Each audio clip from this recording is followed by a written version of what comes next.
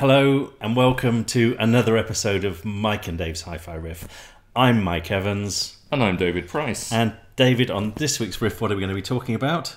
It's the Technics SU-GX70. You did well there. Well, you did really well there.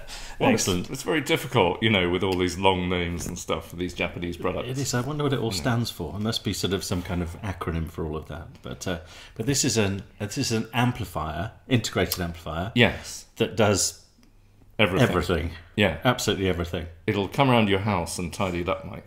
Well, I could do with that. I'm sold. I wasn't going to say anything. It's 10 on the riffometer. That's it. That's all we need to know. I foolishly called it a receiver earlier, and I got told off by you. You can't say it's a receiver. I'm not allowed to say it's a receiver. According to Technics, it's a grand class network audio amplifier. A what? A grand class network audio amplifier. Yes, I'm not going to fall into that trap of. So this is basically what they're calling a receiver now, because it's an amplifier and a radio, isn't it, with a built-in DAC. I think if you're Technics, you're big enough and famous enough to call a receiver an amplifier. Sure. Especially if you call it grand class. And call it grand class as well. You've got to throw some good adjectives in there too. But it's actually not just a receiver, because it does have DAB and FM, but it's a streamer as well. Yes. So it has full streaming. It has AirPlay 2, UPnP streaming, Bluetooth, and I'd imagine various formats that haven't been invented and will come out in the future. Like 2050 or something. So it's a one-stop shop for all of your amplifier needs. Yeah. Yes. So. Yeah. And in terms of price point. Yeah. So it's £1,700. Okay. Okay. So it's in a sort of never land really, because you've got the sort of the likes of the Exposure 3510 around 2.5, haven't you? That kind of thing, and the Moon 250 IV2 and various others.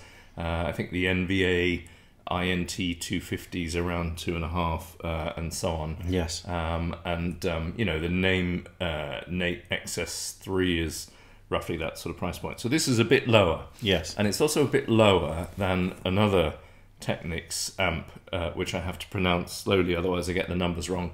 The SU-G700 Mk2. You're doing really well here. I'm nothing but impressed. I've been studying for this all week. You've done the Technics test. Literally haven't done any work. I've had to try and remember Technics numbers. It's like the knowledge for cab drivers. Don't get me started on Technics turntables of the 70s. So can I just say here, now David has committed that to memory, that will be there forever in his very unusual sort of sponge-like capacity to remember hi-fi nuts and bolts and numbers. So don't get him started on valves. We've just had a conversation about valves from the 1940s. So I'm not going to say any more than that, but it was quite entertaining. So, so look, getting back to our Technics. Yeah. Our jack of all trades Technics. Our Technics that purports to do everything. We've just had a really good listen to it through your system. We've played some interesting music. What's our band from London which we've just played? For Hero. For Hero. Yeah. So fairly new to me. From Kilburn. Yeah. From Kilburn. So popular beat combo from Kilburn, Mike. Started around 1992. Therefore would be new to you, definitely. So, very nicely recorded. Hats off to For Hero, who are inevitably watching Hi-Fi Riff. Absolutely, I'm sure. So really beautifully recorded album. Yep. And in fact, on the Acid Jazz label when Giles Peterson was at his prime, so late 90s, I think. Okay. 97, something like that. So, but with proper instruments. Yeah. Real musicians. Yeah. Yeah. So we listened to that through analog tape, analog recording, which is potentially amazing, isn't it? Yeah. How did the Technics fare? Okay. So how was it for you? It was a lager shandy. Right. It was a lager shandy. Would you like me to elaborate a little? Yes. So it was sort of quenched my thirst, but it didn't get me very drunk. It had more water than beer. It did a little bit. Which was a bit of a shame. It didn't quite perform as well as I would have liked it to. It had a fist at it, but it didn't really float my boat. Yeah, to be honest, I thought it was very interesting actually, because if you listen to it from cold, in the sense that you just came to it, you didn't know what it was, you think, yeah, that's pretty good. And it's got plenty of power. It's got quite a big sound stage. It's sort of, reasonably detailed, isn't it? But I was trying to think. I was thinking in my mind, I don't like this, but I can't think why. Sure. Yes. Yeah. And the reason was it didn't have any emotion, really, did it? No, it's just sort of going through the motions, rather. It was. Yeah. And everything's kind of there. Yes. But it's a bit meh, isn't it? It doesn't really sort of make anything really happen. No. The instruments are there, they're playing, it's in front of you, but I'm not really into it. I'm not really involved in pretty much any way, shape, or form. Yeah, it was kind of like it kind of did its duty. It's like, yes, is that enough? Yes, I've told you sure. that the snare drum's going really hard, and I'm hitting you with a big, Moog bass synth line, and can I go home now, please? Yes. So, and in fact, slightly later on in our day, we've swapped it out to another couple of amplifiers, and that has shown the Technics shortcomings, hasn't it? To doing some comparisons. Although in fairness, those amplifiers were nowhere near aimed at the same, clientele. No, so, very true. I mean, it's like we were driving a Toyota Corolla, and then we kind of got into a Jaguar F-Type, and then we went out on a kind of sort of ultra high-end crazy sports car, like those kind of. It's a really good essay question, isn't it? Yeah. Why is the Technics amp similar to a Toyota Corolla? Yes, and in many ways it would be, because it's going to be as reliable. Yes, and it looks pretty smart. It looks very smart in a kind of Japanesey way. It looks pristinely, beautifully made. Yes. But up to a point, Lots of sort of future-proofness. Yeah. Built-in everything. And will sell well. Yeah, and it's aimed at. This is the problem we have, really, because obviously we are pretty full-on audiophiles, and I know that the great riff rafferati are the same. So this product isn't really aimed at us, is it? No, not at all. Yeah. Not in any way, shape, or form. No. But I mean, how does it work? If you went into a kind of, if you wanted a decent sounding, powerful and reliable product that's been really well finished and that's got a wide range of facilities, then it works well. I would say it works very well, and it's not an exorbitantly expensive thing for what it does, considering it has all of those gadgets. Although, if you're kind of looking at it as a buyer in those terms, then you would say, well, it's quite fiddly. I mean, it's got this fairly small display, and all of the stuff is kind of accessible through the remote control or the display. But it's not like a kind of beautiful display like you get on a Name Unity sort of little system or something, is it? No, very true. Very true. Yeah. And it's kind of that sort of turn wheel and kind of enter system, and what I'm saying is it doesn't have the kind of user friend. It's more PC than Mac in terms of its user experience, isn't it? And there's another thing here as well, because I said to you, okay, let's see what it can do. Let's see what its limitations are. Maybe because we were listening to the various tracks, desk tracks via CD transport. Yeah. And I said, let's plug your really posh Chord Hugo TT2 DAC into it. Yeah. And your answer was, there's no point. Yeah. Well, it because it's a proper digital amplifier rather than a Class D, then it works in the digital domain, and it needs to transcode, as it will, convert rather, analog signals to digital. So it's got its own built-in Burr-Brown analog to digital converter. So everything that comes from a line input into the unit, basically gets converted into the digital domain. So if you've got a DAC, why play out the analog output of the DAC and then put it into the Technics, which then goes back into the digital domain, back into the Burr-Brown chip, and so pretty much everything is going through that Burr-Brown chip. Absolutely. Is what well, it's got its own DAC, so it makes complete sense, or it's got its own digital input. Yes. So it makes complete sense just to go directly into the amplifier itself. Sorry, the Grand Class Network amplifier. So so.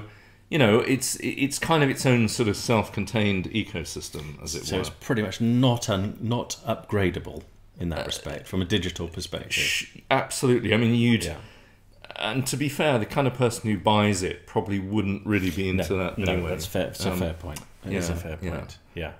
So it kind of, I think it's quite heavily based on the SU-G700 Mk2. So it's got the same so-called Geno engine, jitter elimination and noise shaping optimization. How do you remember to all its this friends? Stuff? I don't know how you remember all this Japanese acronyms. Don't get me started. Please don't. So there's been some very good Sony ones over the years. Nikon. Yeah. Okay. No, don't. All right. Don't. So it's kind of heavily based on the more expensive $2,500 one, and we reviewed that, didn't we? We did. Yes, we did, and that wasn't too bad actually, was it? No, we quite liked that. I mean, that one had so much power and punch. Yes, it was just hard to argue with it. It still had that slightly dispassionate and not hugely musically evolving sound, but it was so big and powerful, you just found it really hard to argue with it. And you didn't really have to think too much about speaker matching, because it would drive most speakers. Yeah. I think with this, I suspect that you'd probably have to be a little bit more thoughtful as to what you're going to pair it with and what you're going to use it with. I don't think it would work very well with some really big, difficult to drive loudspeakers. Yeah. Well, we certainly had problems with the co-acoustics. Didn't like those much. K200. It started going on strike, basically. It did. Which is not like a Japanese product. No, not at all. Not at all. Although, okay, so there's 2 points here. Number one, the co-acoustics are slightly out of its league price-wise and do take a little bit of driving. Yes. But more importantly, and the second point here is you've still got the co-acoustic speakers in your living room, and your NS1000s are still not back in place. This has been weeks now. This is astonishing. Yeah. Jez Kerr, who we interviewed a few weeks ago on this very sofa, Jez, what have you done to him? I think you must have drugged him. I can't believe it. He's never not had his NS1000s for this long. I've got a bad back, Mike. I can't move the K200. Yeah, so. Right. And if Jez is watching, if that's what he's fobbing you off with, and that's why he's not letting you have them back, it's not the truth. It's not the truth. I saw him pick them up earlier today and dust underneath them. It's no problem at all. So if they do move, if you'll be moving them into the back of your car. Oh yes, now we're talking. Yeah. And then I'll move house so Jez can't find me. Yeah, exactly. Excellent. No, but so we did try them with the very big K200s, which we've reviewed in another episode, and it was struggling with those, wasn't it? It was, I'm afraid. I think it was, and it doesn't have the sort of absolute super macho power sort of muscle man feel of the 700. Which is now $2,500. So again, the 700 is kind of more aimed at kind of people like us, and the 700 doesn't have the network. Functionality. So it's not quite the same audience really. It's not, and it's designed to be a one-stop shop as well, isn't it? Yeah. So you've got your amp. It's competent. It's capable. Yeah. You've got your DAC, everything built in. You've got your receiver aspects with your FM and your your DAB radio and all of this stuff, and it streams, so it does a bit of everything, doesn't it? Yeah, and it's more like sort of Technics' view of a kind of modern day music centre, really, isn't it? Yes, yeah. So interestingly, I think sort of one of the similar sort of products would be something from, say, one of the Hi-Fi Rows range. Yeah, and they do have quite those gorgeous displays, I have to say. And of course, you know where I'm going with this. With the Hi-Fi Riffs, you can set them up so it's got VU meters on the front. Yes. Which well, what more do you want in life? Quite a lot more. Speak for yourself. But that would be health, happiness, VU meters, good relationships, friendship, VU meters, and decent car, VU meters. So that's more in the price range, isn't it? It is. That'll be an interesting comparison. It's more of a sort of Japanese, kind of answer to that, really. And yes, I would say, based on past experience only, that the Technics would be more reliable and probably a better long-term bet in terms of it just working in 25 years. It will be. Yeah. I mean, there's no two ways about it. You can't knock the build quality. You really can't. You can't. And it does definitely have a market. In terms of, as you say, sort of our pure hi-fi world, maybe not quite our cup of tea, but we completely get that there is a place for it. Yeah. I think we'd be going for exposure 2510 type stuff rather than this. That's for sure. I think I would. And maybe sort of slightly in a different price range. The Moon amplifier, which we've also heard recently, which we will do a riff on. Yeah, I really like that as well. Yeah, that's really cool. A Canadian exposure. So what can I say? I don't know why being Canadian makes any difference. We'll talk about that in another riff, I'm sure. So. Well, you will. I will, of course I will. Okay, so look, let's do a riffometer on our Technics Grand Amplifier. So, okay. So this is for me. For me personally, I'll give it a 7. Okay. For the sort of buyer who wants to buy it, they probably give it a 9. Yeah, absolutely. Maybe or an 8.5. I mean, it's not the most user-friendly of things. It's kind of slightly fiddly user interface, but still works very well.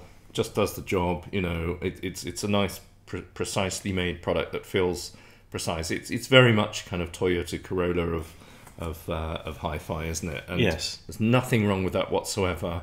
It's just that people such as us are into a different, we're a slightly different cup of tea. And I think if you weren't into hi-fi at all, and if you had this as your amp, a lot of your friends would come and say, "Well, I like the look of your amp," and looks really really smart, really impressed by the sound. 100%, and all the things that it does as well. And I actually think, to be fair, at the price point, it's worth a squeeze more than that. So I'm going to give it 7.5. Because of all the things it does, but that's based more on the fact that it's an awful lot of sockets. An awful lot of sockets. It'll last forever. I knew you'd like them. And and it does what it says. It says what it says it's going to do. So 7.5 for me. So just a touch more. Okay. And there we are.